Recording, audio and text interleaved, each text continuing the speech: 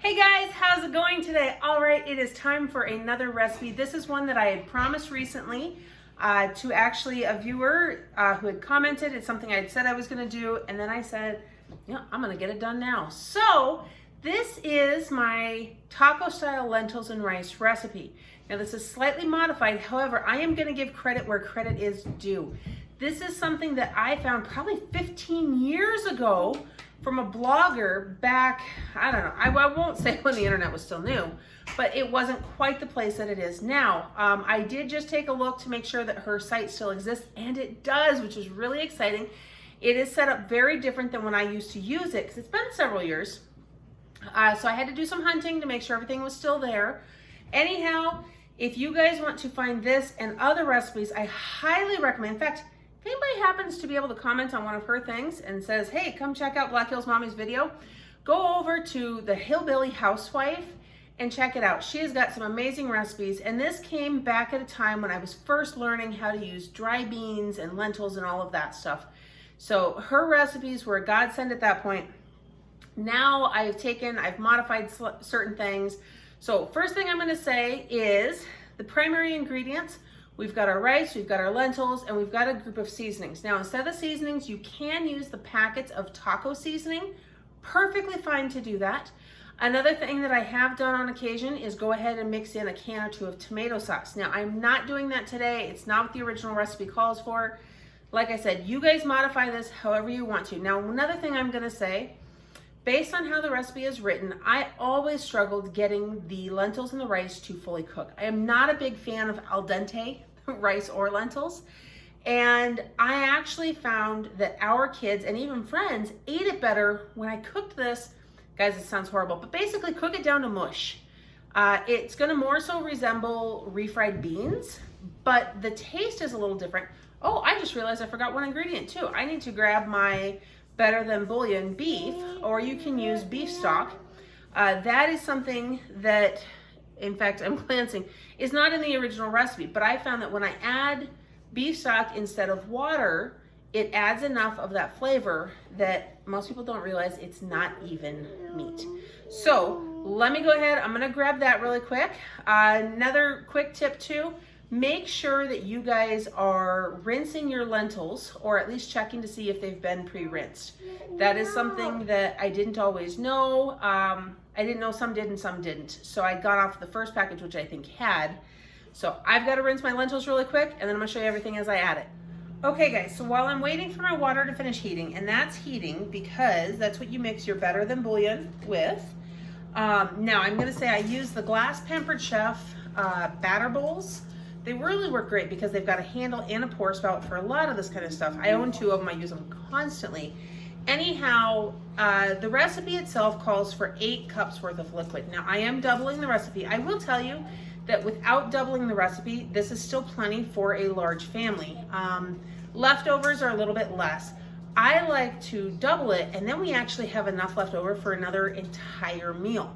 At that point, I can choose to either freeze it or to go ahead and just use it for another meal a couple days later. So that makes meal planning a little bit easier on me. So anyhow, my bowl that I'm about to pull out, it is 8 cups worth. So it's half the amount of liquid. Now here's my little tip, secret, whatever. I go ahead and I mix enough of the better than beef bouillon, or better than bouillon beef, into just the 8 cups. I mix the full amount in, and then I add 8 more cups worth of water. That way I don't have to heat the water twice. So there's just a little time saver. Now another quick thing really quick, really check your colander before you rinse your lentils, because now I own 2 colanders, and both of them have the ability. Now I do think my metal colander, I could probably rinse the lentils in a little bit better, but it doesn't have as many holes in it. It works great for pasta, something like this. I feel like it retains too much of it. So what I actually do is I use my sifter. Now I've already got some down in my crock pot, but I went ahead and I rinsed the second half of it in here, because with the wire mesh, none of those lentils are going anywhere. So that's what I wash it, and then I just dump that into my crock pot. So now I'm gonna go ahead, I'm gonna tilt the camera down so you can see everything as I add it, how it all goes together. Guys, this is so simple. I hope you love it.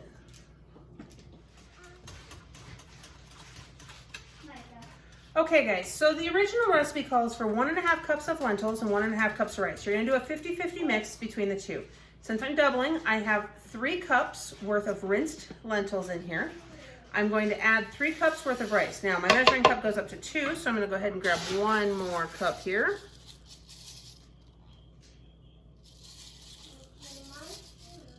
Okay, so I got 1 more cup worth of rice. I'm gonna dump that in. You guys can see too that this fills my crock pot very nicely, and that once all of this expands, it is going to very completely fill it. Now, what I've got here is my Better Than Bouillon mixture. I use a flat whisk to whisk it into the water because sometimes it just needs a little bit of help dissolving. So I've got this in here, and then I will fill up this 1 more time to put in there. But before I add this, I'm gonna go ahead and I'm gonna add my spices. I just find that they tend to mix in a little bit better if I put them over the dry ingredients and then pour the liquid on top of that. So we are going to start with our chili powder. And I really honestly should have read some of this beforehand. Now I need to double check and make sure I've got enough of this. It calls for 4 teaspoons, so I need to do 8 teaspoons. I believe I've got more chili powder, but I gotta double check because otherwise I'm gonna be winging some of this, and that is okay too.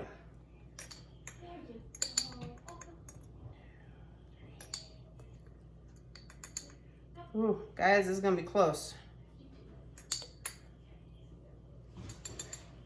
Are you done in the video? Mom, are you done doing the video? Okay, so you know what, we're gonna be short about a teaspoon worth. And actually that's gonna be okay. I will look for more chili powder in my cupboard for later. Now, one thing, I am not a fan of dipping measuring spoons into multiple spices at a time because then it's cross-contamination. So I actually have 4. This one's double-ended, I've got this one, and I've got the one that I just used in the chili powder.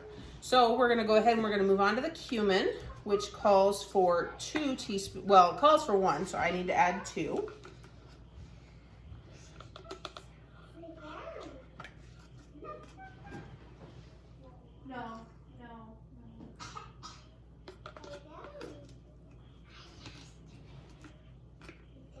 Guys, I probably should have opened this jar first because my fingers keep trying to get stuck because it's getting low enough too. You can see that we use a lot of these spices. Now, because I'm low on chili powder, I'm just gonna compensate with a little bit extra of the cumin. This is also how I bake a lot. So my family always comments on how they love how things taste, but it never tastes exactly the same. So I always pop this little disc off so that I can measure out. It calls for 2 teaspoons of onion powder. Now I do have onion powder. I don't have garlic powder, but I have granulated garlic, so that's what we'll be using. So it calls for 2, so I need 4.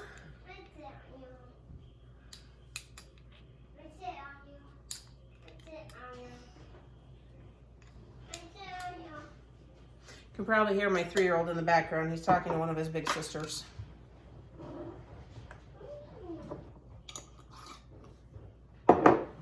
All right, then I'm gonna open the spoon side of my Costco granulated garlic. Use the other end of this one. Now this calls for half a teaspoon, so it means I only need 1.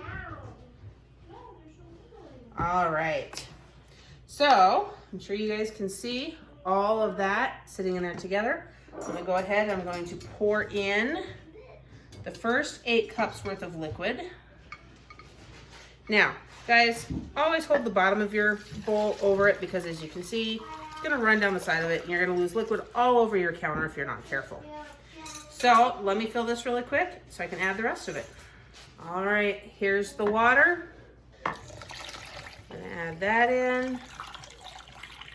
The backside of my bowl touched into the liquid slightly, but that's why I hold it completely over like that. Now, one thing I'm gonna do is that flat whisk that I was using for the Better Than Bouillon, I'm gonna go ahead and I'm gonna stir this slightly because those spices are down in there. I just wanna make sure that I've got everything kind of together a little bit. Just be careful not to slosh all over the place. Okay, that's good there.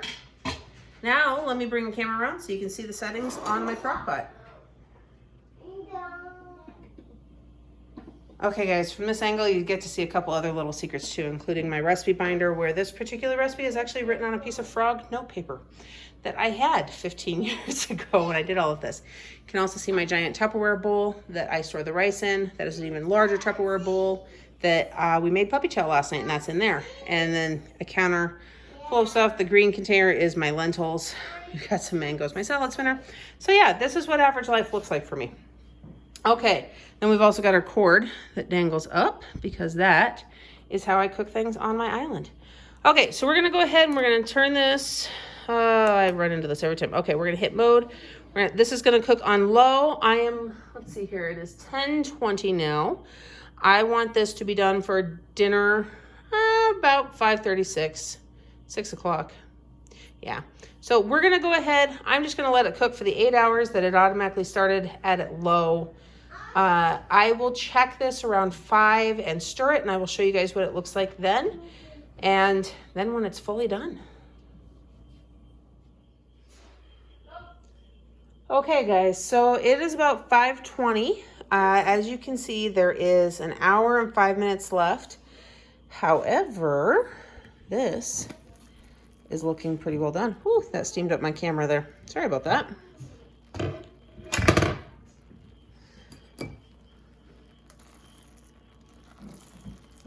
So as you can see, this is pretty well cooked. As you stir it, it's going to mush ever so slightly.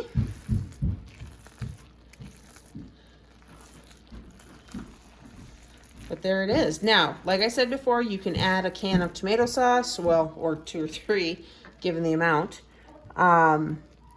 As you stir it, more of the lentils will usually kind of mush down a little bit. You can see that the rice really kind of has already. Now, let me give you guys one more quick warning about this dish. Okay guys, so before I sign off on this recipe video, I have to give you a warning. This is one that we give to everybody new to our house that has not had this before, and even one that we remind our kids of, is that this dish is lentils and rice. It will continue to expand after you eat it. It is so yummy. It is really easy to overeat it, and trust me, you don't want to make that mistake, because you are going to be miserable in about an hour. So there is my warning for you. I hope that you guys try this recipe and then it turns out great for you. If you do, I would love to hear that in the comment section down below. In the meantime, I hope that you're having a blessed day. Don't forget to like this video, subscribe to my channel, and hit that notification bell so you don't miss everything coming up next. And I'll see you in the next one.